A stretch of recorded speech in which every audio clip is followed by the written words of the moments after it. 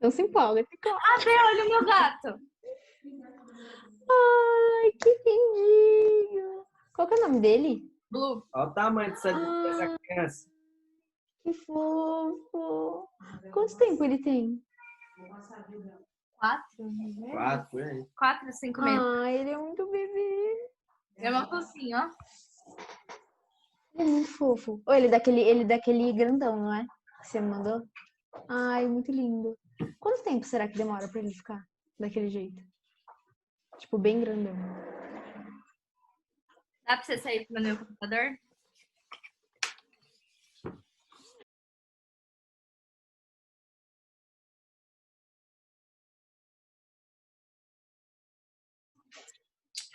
Oi, Má. Oi, Má. Então, hoje a gente vai falar sobre o Gregório de Matos. O Gregório de Matos, ele nasceu na Bahia e foi conhecido como Boca de Inferno. Justamente ele foi conhecido como Boca de Inferno porque ele falava muito mal das elites locais e ele, assim, não tinha papas na língua, ele falava o que ele queria. E justamente por conta disso, ele foi expulso da Bahia e se mudou para Portugal. E é nesse momento que ele se muda para Portugal que ele escreve o poema que a gente vai analisar hoje. O título do nosso poema é "Há uma fonte que nasceu milagrosamente ao pé de uma capela de Nossa Senhora das Neves, na freguesia das Avelãs. Desse cristal que desce transparente, nesse aljofar que corre sucessivo, desce a nós o remédio compassivo, corre a nós a mesinha diligente. De vosso ser lhe nasce o ser corrente, manancial de graça sempre vivo, que geralmente assim distributivo, tanta prata nos dá liberalmente.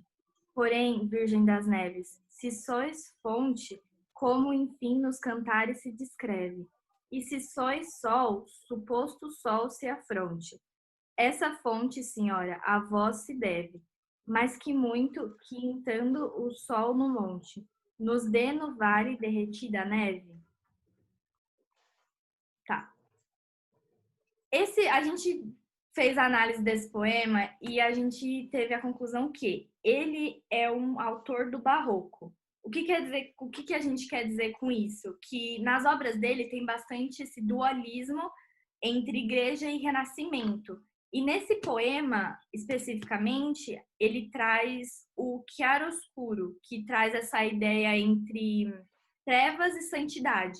E como a gente pode ver, nesse poema especificamente, ele ressalta a parte da santidade. E como que a gente pode ver isso? A gente vê isso quando ele utiliza palavras como cristal, prata e neve. E nesse poema, ele traz a ideia, então, de religião. Porque como ele é um cara que, como a Nicole disse, está presente ali no barroco, que é o dualismo, ele, por exemplo, na obra satírica, então ele fala muito mal das pessoas. E aí, na obra religiosa, ele precisa se redimir. Então, ele vai trazer o tempo inteiro essa bajulação para com a igreja. Por exemplo, quando ele fala ali no poema Manancial de Graças, se referindo à igreja, como se ele fosse super devoto e ele gostasse muito da igreja. E também é importante falar que nesse poema ele faz um ódio à igreja Nossa Senhora das Neves, que, como a gente comentou no começo, fica lá em Portugal e foi no momento que ele teve que morar em Portugal. E o que é importante a gente ressaltar também nesse poema é que ele tem uma linguagem bem rebuscada, né, bem clássica, e isso é comum do barroco. Só que no caso do Gregório de Matos, isso se agrava, porque ele foi formado em direito. E a única palavra desse poema que a gente não usa, assim, não sabe o que significa, foi a palavra aljofar. E quando a gente procurou o significado dela, o literal é que é uma pérola menos fina, muito miúda e irregular. Só que como é um poema, a gente vai usar no sentido figurado, que exprime a ideia de ser uma gota com aspecto de pérola.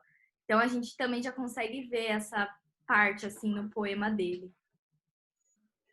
Beijo, Má, a gente tá com muita saudade de você. Beijo, mas a gente tá com saudades.